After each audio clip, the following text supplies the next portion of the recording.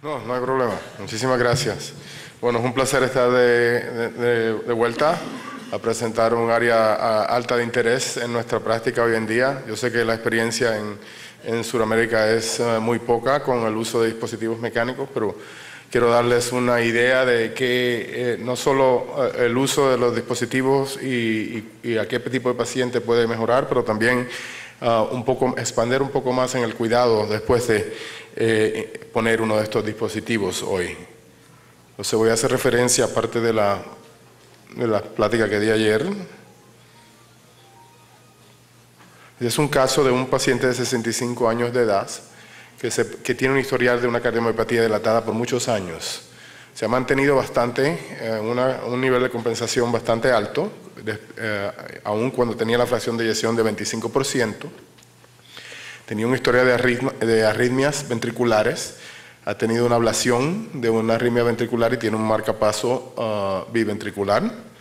También tiene, le ha dado una infección, como es a veces frecuente en este tipo de pacientes, una infección del cardiodefibrilador que tuvo que ser removido y reimplantado.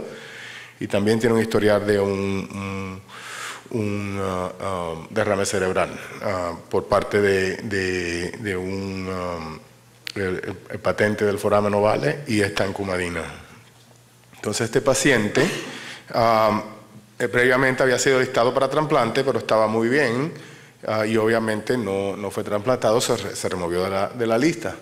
Pero hace como 2 años se presenta con falla cardíaca avanzada, aun cuando está en los medicamentos típicos, ya está un poco hipotenso, con evidencia de congestión, hipertensión pulmonar, insuficiencia mitral y evidencia de falla cardíaca derecha.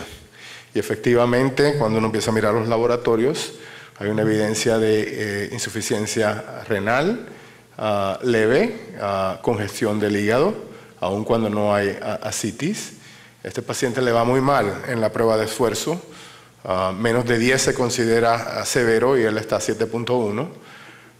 No encontramos que tuviera ningún tipo de problema de apnea de sueño y el BNP bastante elevado en referencia a la charla de ayer en una manera severa. Pero aún así uno ve a este paciente y la placa de pecho se ve bastante bien, ¿verdad? No hay mucha congestión pulmonar ya porque está teniendo evidencia de falla biventricular. También miramos asegurar que esté recibiendo resincronización adecuada y aquí ven el electrocardiograma de este paciente y el ecocardiograma, como les dije ahora, ya el ventrículo está muy dilatado, la fracción de eyección ha caído, tiene insuficiencia mitral severa, insuficiencia tricúspida severa y hipertensión pulmonar. Entonces, en el pensamiento de qué hacemos, discutimos obviamente las varias opciones, como dijimos ayer. Paliativo, considerar trasplante o está muy enfermo para trasplante y obviamente hoy en día expandiendo el uso de dispositivos mecánicos porque el trasplante no puede suceder en forma muy rápida suficiente para que tenga un buen resultado. Y recordando que este tipo de paciente tiene muy alta mortalidad y muy alta morbilidad. Esta es una de las diapositivas que presenté ayer. Entonces se considera como un puente a trasplante, si es que puede ser evaluado, aunque ya tiene hipertensión pulmonar y como habíamos hablado ayer, ya eso se considera alto riesgo para trasplante o terapia de destino. Y en otros pacientes, como diría, un puente a decisión. Considerarlo como una terapia de destino, pero no descartar la posibilidad de trasplante a otro tiempo. Entonces, ¿qué pensamos nosotros cuando evaluamos pacientes para dispositivos? Identificarlos de edad temprana, porque sabemos que le va mejor cuando el paciente se interviene de una manera temprana. Cuando ya empieza a tener ese cuadro clínico, debe ser referido para evaluación. Entender que ese paciente puede esperar 1 o 2 años en lo que conseguimos un donante y que hay que educar al paciente de lo que conlleva vivir, como ya voy a explicar más adelante, con uno de estos dispositivos mecánicos, que no simplemente puede decir, vamos a ponerle esto para hacer un trasplante. El paciente tiene que entender qué cambio va a tener en su vida. Entonces, en resumen, este es un paciente de falla cardíaca avanzada que tiene arritmias, un historial de arritmias, que ha tenido intervención para ellas, está en lo mejor que podemos hacer de terapia médica y ya está teniendo evidencia de daño a órganos distantes del corazón. Discutimos con él el dispositivo mecánico y discutimos que va a tener que estar conectado a las baterías, que no se puede meter en el agua. Es un problema grande donde vivimos porque a muchos de esos pacientes les gusta pescar, les gusta ir en un bote y obviamente es un riesgo. Si el bote se hunde, pues va a tener un problema serio. El paciente decide qué va a pensar, qué va a hacer y obviamente, como pasa frecuentemente, se le da un episodio de falla cardíaca, termina en el hospital, se le pone un Swan-Ganz y entonces ya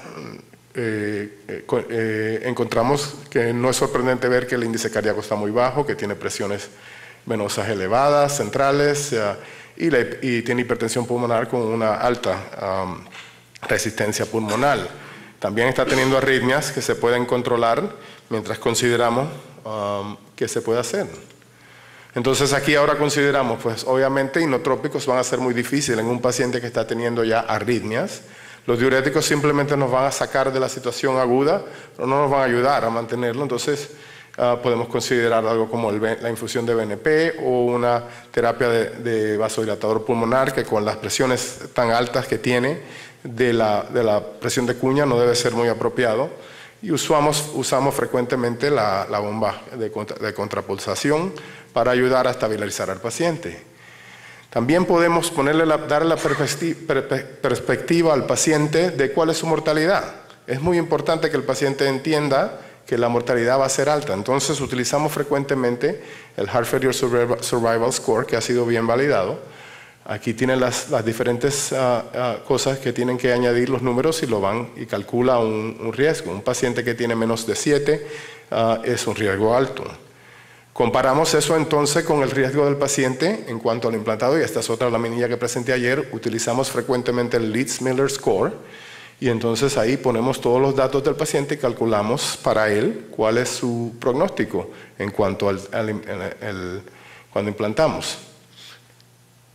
Entonces este paciente, cuando se presenta, está en la clasificación 4, aunque ahora pues ya está recibiendo, vamos a considerar la bomba de contrapulsación, que ya lo va a aumentar su estado agudo. Entonces, específicamente para este paciente, se calcula que su Heart Failure Survival Score es de 5.86, que sugiere alta mortalidad, 35% en un año. El Intermax Category, ahora mismo, antes de intervenir, está en 4, que sugiere que es un riesgo perioperatorio bajo, tanto como el Leeds-Miller Score de 6, que sugiere que es una condición donde podemos todavía intervenir y hacer un cambio en la vida del paciente.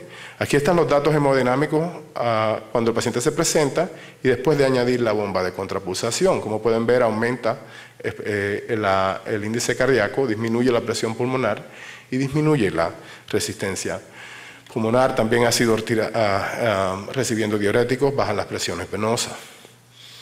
Y también cuando uno mira los laboratorios, baja el BNP, como ya los había documentado anteriormente, por el bajón de las presiones, pero mejora la función renal, que es comúnmente que se ve, porque son pacientes de alta edad, hay que definir que no tengan un problema renal crónico.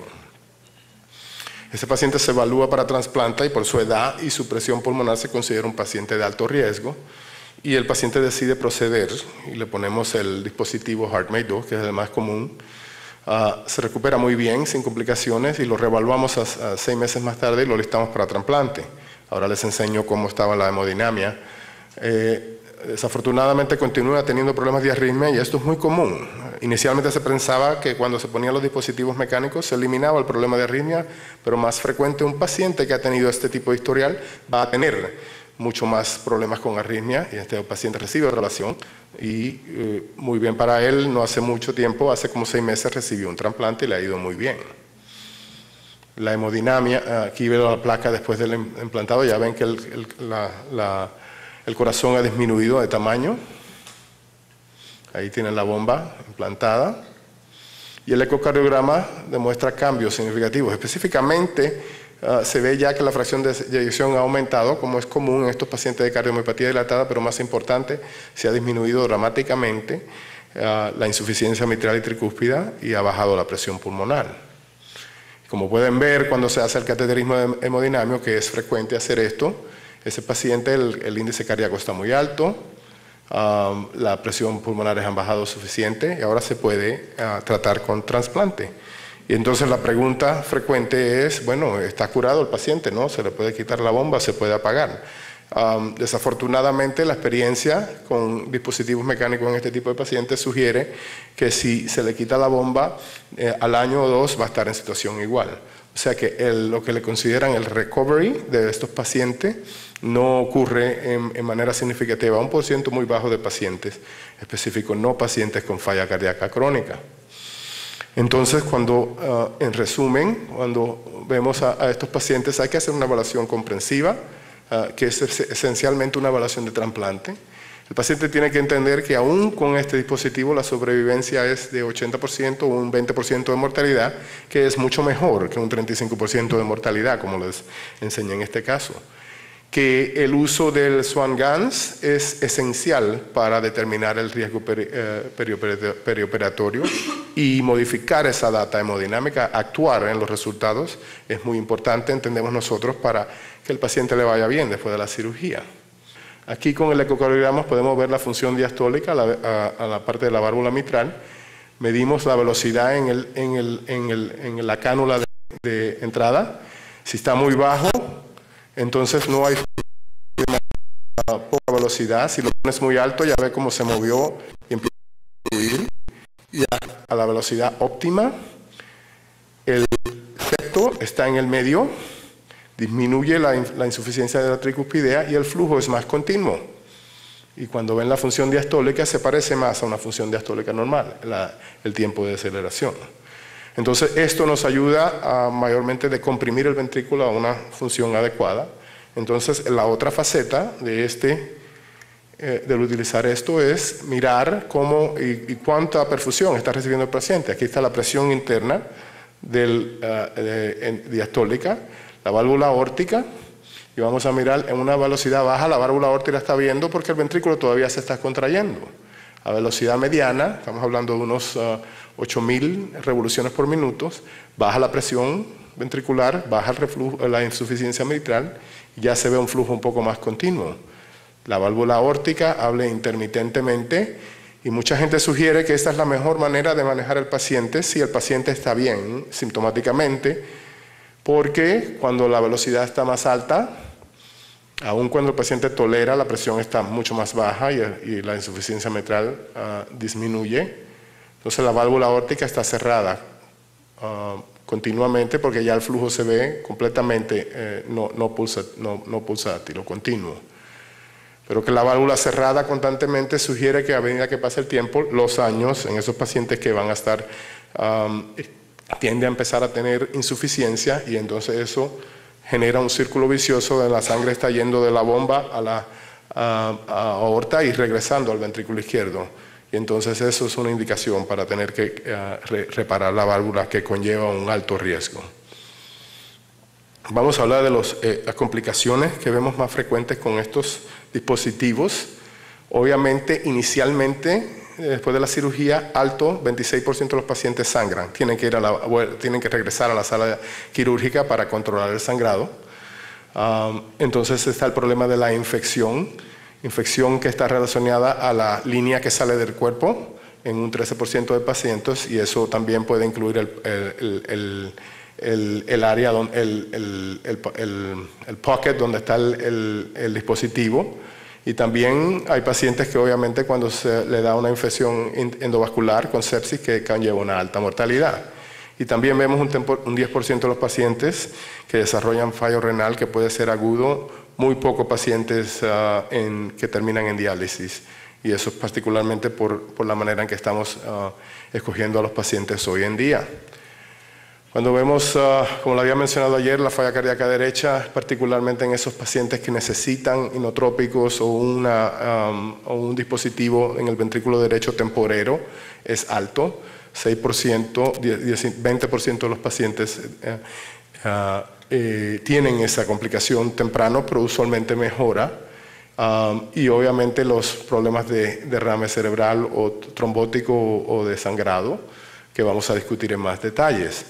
También quiero, en esta categoría de otros eventos neurológicos, a un 8%, está una condición que le decimos el pump head, que es como un hip hop comentario, que es si la velocidad aumenta muy rápido, el flujo del paciente a edad temprana, como ya ha tenido flujo cerebral bajo por su condición, entonces tiene demasiado flujo cerebral y puede tener convulsiones, confusión.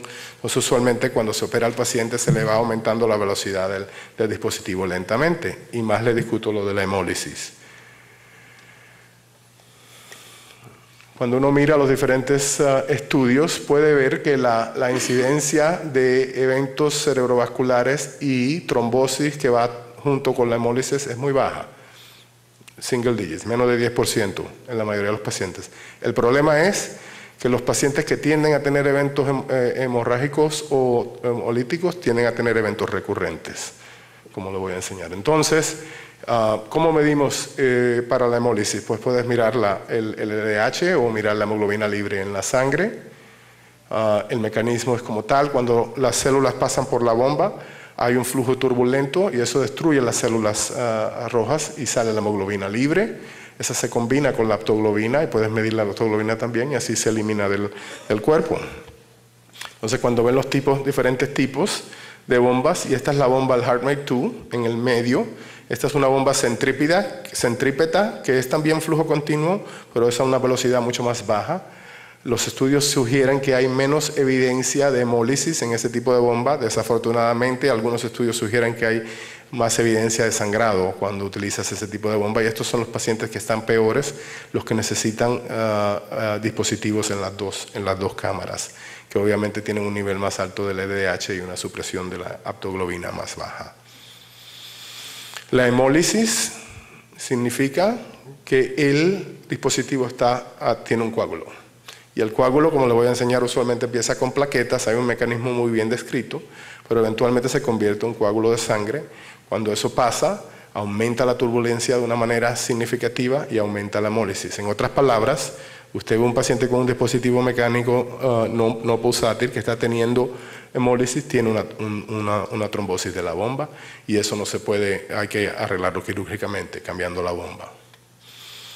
En cuanto al sangrado, pueden ver que cuando hubo el cambio, esta es la bomba pulsátil que le había enseñado ayer, la primera bomba que utilizó, comparado con la bomba de flujo continuo, y hay obviamente una incidencia más alta de sangrado. Vamos a definir ese problema. Entonces, si uno mira a los pacientes que están anticoagulados para válvulas mecánicas, con una anticoagulación de 3 a 4 INR, la incidencia de sangrado por 100 pacientes años son de 2.6 a 4.6. Compare con los pacientes que reciben este tipo de bombas, 63 eventos, muchísimo más alto. Entonces vamos a entender por qué, aun cuando esos pacientes tengan un nivel de anticoagulación parecido. En otras palabras, los pacientes que sangran y los pacientes que no sangran tienen un nivel de anticoagulación similar. ¿Por qué es eso? Voy a expandir un poco. Porque el mecanismo es muy común a lo que se ve con lo que se solía hablar mucho de la estenosis de la válvula aórtica. Ese flujo turbulento causa dilatación de las venas, aumenta la relajación del músculo liso y resulta en sangrado por el desarrollo de malformaciones arteriovenosas. Ese es el mecanismo principal de sangrado gastrointestinal. En cuanto al factor de von Willebrand, hay una parte de peso alto de ese factor que es muy importante para ayudar a la coagulación, como les voy a enseñar. Y en otras palabras, en pacientes de estenosis aórtica y en nuestros pacientes con el dispositivo mecánico de flujo continuo, hay una deficiencia en esa partícula. Esta es la partícula de peso alto molecular del von Willebrand factor. Como pueden ver, cuando hay una pared que está dañada, hay un flujo turbulento, eso aumenta el shear, y eso hace que esa molécula se unfolds, y eso ayuda a que las plaquetas vengan al área y cierren el sangrado. Ahí están los diferentes tipos de inhibidores y cómo funcionan. El problema es que estos pacientes, como pueden ver aquí, uno puede medir el peso de esa molécula y a medida que pasa el tiempo, 7 días, 30 días, cambia el peso de la molécula a un peso más ligero. Como pueden ver aquí, todos los pacientes desarrollan una deficiencia de ese peso molecular alto del factor de von Willebrand. Pero claro, no todos los pacientes sangran. Entonces, ¿cómo uno hace las decisiones? Si uno ve a los pacientes, 27% de los pacientes en este estudio particular sangraron, usualmente o de la nariz o del gastrointestinal y algunos eventos intracraneales y por corto tiempo al primer sangrado. El problema es que todos los pacientes, como les dije, tienen esa disminución en el factor de von Willebrand y no hay diferencia entre los que sangran y los que no sangran. Entonces, ¿cómo definimos el problema? Es un problema clínico. El paciente que tiende a sangrar es un paciente que va a necesitar una anticoagulación mucho más baja, que hay que eliminar la aspirina, ¿ok? Y el paciente que no sangra, desafortunadamente, es el paciente que tiende a tener eventos trombóticos. Es el paciente que tiene que tener a veces anticoagulación más alta para evitar problemas trombóticos. No tienden a coexistir efectos trombóticos y efectos de sangrado en estos pacientes. Es uno del otro. Y el paciente se declara clínicamente. Entonces, todos esos pacientes desarrollan la deficiencia del factor de von Willebrand. Podemos evaluar la disminución de ese factor, pero no podemos decidir todavía diferenciar quién sangra o no sangra. Y hay que tener más estudios para poder, como se decía, individualizar la anticoagulación para estos pacientes. Entonces, para tratar el sangrado gastrointestinal se utiliza a veces el factor de von Willebrand, los antifibrinolíticos, y obviamente se trata la lesión. Y uno puede también disminuir la velocidad de la bomba para disminuir ese tipo de daño al factor de von Willebrand. Muchísimas gracias por su atención.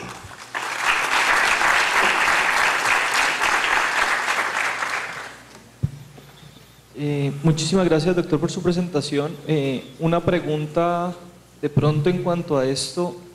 El manejo de falla cardíaca, los medicamentos de falla cardíaca persisten y todo lo demás persiste. ¿Y la anticoagulación o antiagregación ustedes la cuadran de acuerdo a lo que mostró? ¿O todos los pacientes van anticoagulados o todos los pacientes van antiagregados? Es una cosa muy interesante. Como le digo, una vez ya el paciente, ya los primeros 3 meses de la vida del paciente con la bomba, uno declara qué tipo de paciente va a ser. La mayoría de los pacientes, quiero hacer el énfasis, están en anticoagulación INR de 2.0 a 2.5 con una aspirina pequeña de niño y no tienen ningún problema. Ahora está ese 25 a 30% de pacientes que van a tener o problemas de coagulación o problemas de sangrado. A los que sangran, si tienes el primer evento y encontramos una causa, se cauteriza el sangrado, se baja la velocidad de la bomba, se le quita el antiplaquetario, ya la aspirina se elimina y se pone eso para que no y se mantiene la anticoagulación a 1.8 a 2. Entonces ya le bajamos el nivel de anticoagulación, le quitamos la aspirina y entonces estamos monitoreando más frecuente para evidencia de sangrado. El paciente que tiene un evento trombótico, entonces se le puede a veces añadir el clopidogrel, se le aumenta la intensidad de la anticoagulación y usualmente no sangran. Y tenemos una variedad pequeña de pacientes persistentes de sangrado que le hemos quitado la warfarina y nunca tienen problema de trombosis en la bomba. ¿Qué otros cuidados debe tener el paciente? O sea, ¿y qué tan funcional vuelve a ser? O sea, ¿la máquina le permite que vuelva a hacer sus actividades diarias? La pila, o yo no sé, me imagino que eso es con electricidad. La pila, la duración de la pila, ¿cuánto dura? Una pregunta fantástica. Y bueno, aparte de nadar en la piscina olímpica o ir a nadar en el lago, puedes hacer todo tipo de actividad. Preguntas frecuentes. ¿Esto me va a interferir con mi vida sexual? El paciente pregunta. No, los pacientes tienen función normal y quizás mejor que cuando estaban enfermos. Y otros aspectos de la vida. La clasificación de estos pacientes usualmente mejora 2 o 3 clasificaciones. Usualmente hay muchos pacientes, particularmente los jóvenes, que regresan a una vida atlética normal. Pueden hacer ejercicio en el treadmill, caminar, correr, jugar golf. Las actividades son ilimitadas porque, como pueden ver hemodinámicamente, el paciente, hemos restaurado la hemodinamia normal en estos pacientes. La batería dura como 12 horas por cargada y el paciente tiene varios equipos de batería, pero usualmente puede cargar extra baterías con él. Necesita obviamente tener electricidad frecuente y nosotros podemos hacer pacientes en una lista para que cuando se vaya la electricidad se la devuelvan lo más pronto posible por obvias razones. Aparte de eso, nada más. ¿Alguna pregunta del auditorio? Bueno, doctor, muchísimas gracias por su presentación. Doc, no se olviden.